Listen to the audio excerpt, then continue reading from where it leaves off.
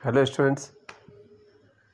तो आज मैं आपके लिए लेके आया हूँ 30 क्वेश्चन जो कि भारतीय राज्य व्यवस्था यानी इंडियन पॉलिटी से, और कुछ क्वेश्चन आपको इसमें से काफ़ी डीप मिलेंगे। ठीक है, आगामी परीक्षाओं के लिए।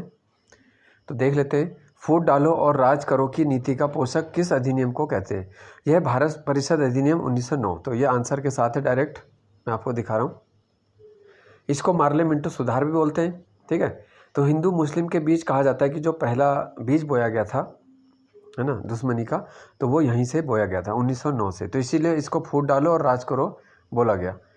अगला प्रश्न है, अंतरिम सरकार का गठन कब हुआ था? तो ये बनी थी 2 सितंबर 1946 को, जिसके चेयरमैन तो उस समय के वायसराय थे और उपाध्यक्ष थे पंडित नेहरू।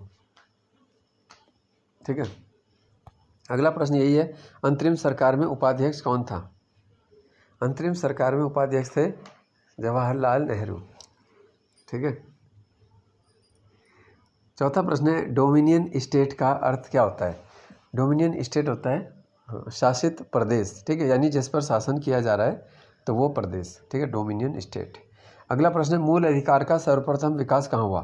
तो मूल अधिकार जो है ये देखते ही हम सोचते हैं अमेरिका से, तो अमेरिका से भारतीय संविधान ने लिए, लेकिन जो है विकास हुआ था ब्रिटेन से। ठीक है, तो 13वीं शताब्दी में ही ब्रिटेन के नागरिकों ने वहाँ के राजा से अपने मौलिक अधिकार प्राप्त कर लिए थे, जिसे मैग्ना कार्टा के नाम से जानते हैं हम। ठीक है, मैग्ना कार्टा राजा से प्राप्त किया था। तो इसका आंसर हो जाएगा ब्रिटेन। ठीक है, तो मूल अधिकार का सर्वप्रथम विकास ब्रिटेन में हुआ, लेकिन भारत के जो मूल अधिकार हैं वो अमेरिका के अधिकारों पर आधारित है, यानी अमेरिकी संविधान से लिए गए। अगला प्रश्न है, भाग 3 के प्रयोजनों के लिए राज्य शब्द को किस अनुच्छेद में परिभाषित किया गया? तो भाग 3 यानी जो हमारे मौलिक अधिकार हैं वहाँ बार बार राज्य शब्द जो आया है उसकी परिभाषा किस अनुच्छेद में है? तो वो 12 में है। ठीक है, आपने बार बार पढ़ा होगा कि अनुच्छेद 12 से 35 तक मौलिक अधिकार है, लेकिन आपने अनुच्छेद 14 से ही पढ़े होंगे मुख्य, कि 14 में विधि की असमानता है ना, यहाँ से पढ़े। तो 12 और 13 में क्या है वो आज आपको बता रहे हैं। ठीक है, तो राज्य की परिभाषा कर दी गई। अगला क्या आता है 13 में, संविधान का कौन सा अनुच्छेद है न्यायालय को यह शक्ति प्रदान करता है कि वह विधानमंडल द्वारा निर्मित मूल अधिकारों का उल्लंघन करने वाली विधियों का पुनरावलोकन कर सकते हैं? ठीक है, तो न्यायालय को यह पावर मिलती है कि वो उन विधियों का पुनरावलोकन कर सकता है। ठीक है, जहाँ पर ऐसा प्रतीत हो रहा है कि मूल अधिकारों का उल्लंघन हो रहा है, तो ये समझना पड़ेगा थोड़ा। ये अनुच्छेद है 13। ठीक है, तो 12 और 13 में यही है। इसके बाद आप पढ़ते ही 14 से कंटिन्यू। फिर मूल संविधान द्वारा नागरिकों को कितने मौलिक अधिकार दिए गए थे? तो 7 मूल अधिकार थे पहले, अभी ये 6 रह गए। ठीक है, 44वें संशोधन के द्वारा 1978 में संपत्ति के अधिकार को कानूनी अधिकार बना दिया गया, तो अभी 6 रह गए, पहले थे 7। तो मूल संविधान में क्या थे और वर्तमान में क्या है, ये सब बातें भी आपको याद रखनी है। फिर है, डॉक्टर सर्वपल्ली राधाकृष्णन राष्ट्रपति कब बने? तो 1952 से 62 तक तो ये उपराष्ट्रपति रहे, तो राष्ट्रपति बने 1962 में।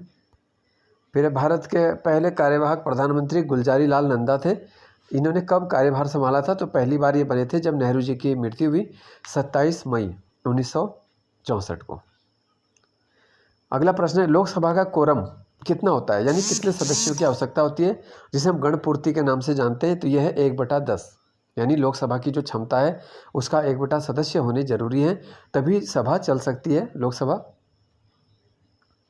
फिर एक वर्ष में कम से कम कितनी संसद की बैठक जरूरी है? तो यह है 2 बैठक। राष्ट्रपति द्वारा अध्यादेश जो होता है कब तक वैध होता है? तो राष्ट्रपति का हो चाहे राज्यपाल का अध्यादेश हो, वो 6 माह का ही होता है। लोकसभा की किसी विधेयक पर आम बहस किस स्तर पर होती है? तो द्वितीय वाचन के समय तब आम बहस की जाती है। संविधान के किस भाग को हम बोलते हैं राज्य का संविधान? तो ये भाग 6 है, इसमें राज्यों के बारे में है, तो राज्य का संविधान कहते हैं।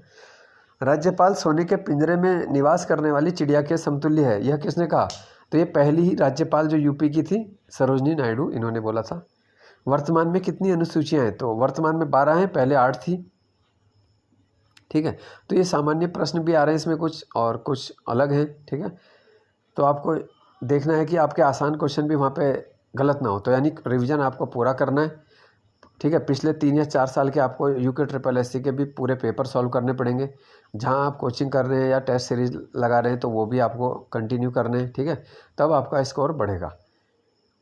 फिर राज्य मंत्री परिषद का उपबंध किस अनुच्छेद में? यह है 163 में, 163 में। 74वें संशोधन द्वारा 1992 जो था, अनुमोदन किस राष्ट्रपति ने किया? तो उस समय थे डॉक्टर शंकर दयाल शर्मा थे। फिर है उच्च न्यायालय की संख्या, तो यह है कितने उच्च न्यायालय हैं? 25 वहाँ हो गया था, ठीक है, 25 हो गए। तो कौन सा उच्च न्यायालय सबसे पहले बना? तो ये था कलकत्ता, 1862। स्टॉक एक्सचेंज किस सूची का विषय है? इस 7वीं अनुसूची में हमारे 3 सूचियाँ हैं, ठीक है, मुख्यतः। तो संघ सूची में ही स्टॉक एक्सचेंज आता है, शेयर मार्केट आता है, विदेश व्यापार आता है, ठीक है, रक्षा है, परमाणु है, डाक तार है, बैंक है, ये सारे विभाग है संघ सूची।